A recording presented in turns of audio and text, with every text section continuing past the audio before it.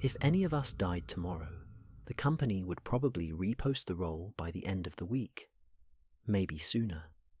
That thought should probably bother me more than it does.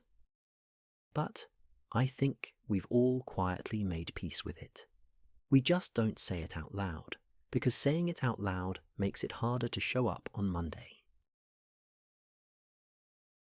Our job takes 5 out of 7 days, 5/7 of the week gone, and on those days, 8 hours working, an hour getting there and back, 8 hours sleeping if we're lucky. What's left goes to cooking, cleaning, groceries, laundry, all the stuff that keeps the machine running so we can do it again tomorrow. Somewhere in there, in the margins, that's where our actual life is supposed to happen.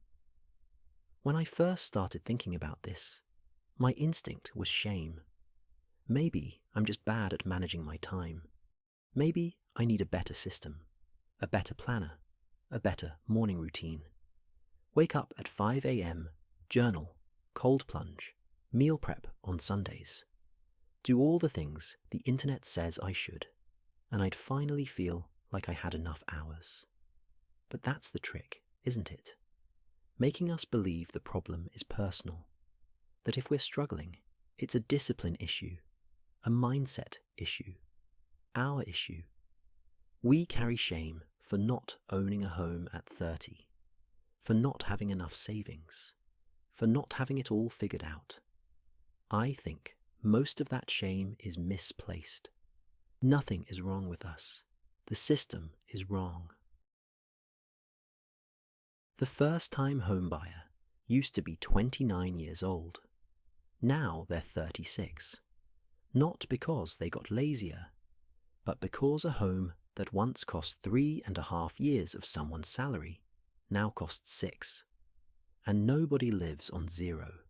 So in practice, that 6 turns into 30 years of monthly payments. Buy a house at 36, finish paying at 66. That's the deal. No one asks us about increased grocery prices. No one asks permission before rent goes up. But when we want a 2% raise, 2%, suddenly there's a whole review process. Suddenly we need to justify ourselves. And we don't always get it.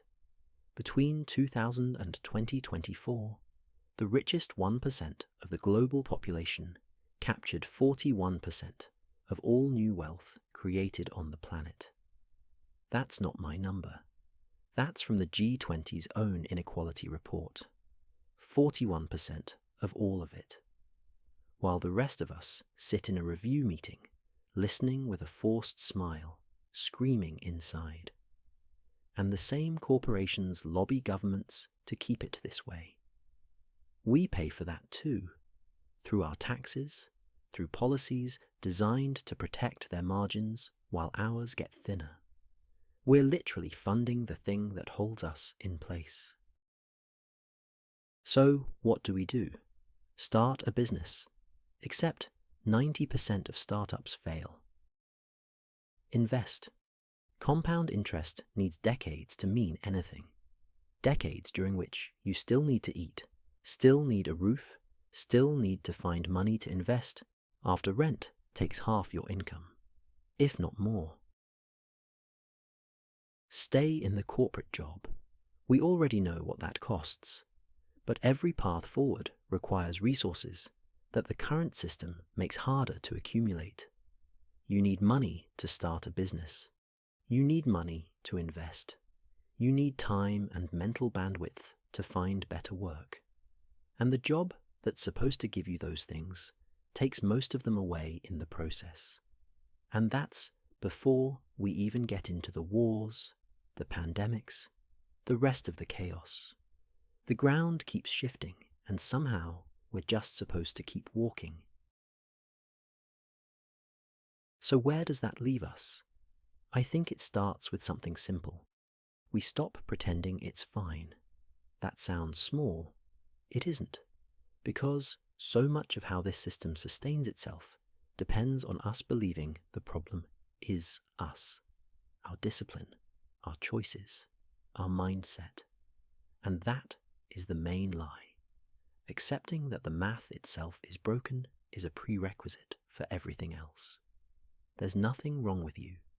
Beyond that, I've been trying a few things. None of them are revolutionary. I stopped working with people who make me feel small. I'm trying not to be that person for someone else.